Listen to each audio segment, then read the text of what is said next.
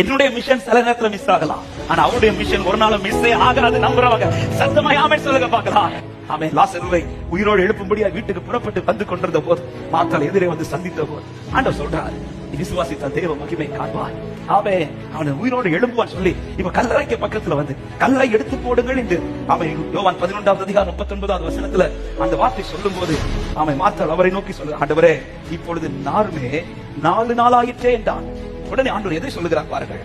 இயேசு அவளை நோக்கி, நீ விசுவாசித்தால் தேவனுடைய மகிமையை காண்பாய் என்று நான் உனக்கு சொல்லவில்லையா?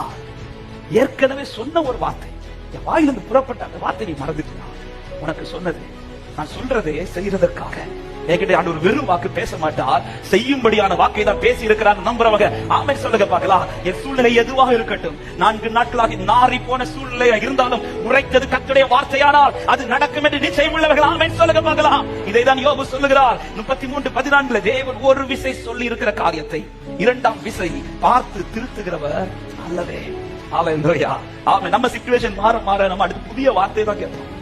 அவன் பேசின வார்த்தையை திரும்ப என்கிட்ட பேசுங்கன்னு கேட்கிறோமான்னு கேட்டா பல நேரத்தில் அப்படி கேட்க மாட்டோம். ஆண்டவர் இந்த சிச்சுவேஷனுக்கு ஏற்ற வார்த்தையை பேசுங்க, அப்படிதான் நம்ம கேட்போம். ஆனா ஆண்டவர் வந்து வீட்டுக்குள்ள வர்றதுக்கு முன்னாடி மாத்தாட்ட இதை சொல்றாங்க, அதை தான் கல்லை எடுத்து போட்டு சொல்லும் போதும் ஐயோ இப்ப நார்மை இப்ப இதுக்கு ஏத்த மாதிரி வேற ஒரு வார்த்தை அப்படி எல்லாம் பேசுறேன். நான் சொன்னதை மறந்துட்டியா? நான் சொன்னதை மறந்துட்டியா? ஒரு வார்த்தை வாயிலிருந்து எனக்குன்னு ஒரு வார்த்தை வந்திருக்கா, அவர் சொல்லி இருக்கிறாரா? சொல்ல இது நடக்கும், இது நடக்கும். எத்தனை பேர் நம்புறீங்க? நடக்கும்னு சொல்றவங்க மாத்திரம் சத்தம் ஆமென் சொல்லலாமா? ஆமென். அப்படி வார்த்தையா ஒரு வார்த்தை உங்களுக்கு தேடி வருது, நான் புரிஞ்சுக்கோங்க. இது நடக்குமாங்கிற சந்தேகம் இல்ல, நடக்கும் என்கிற விசுவாசம். சத்தம் ஆமென் சொல்லுங்க பார்க்கலாம்.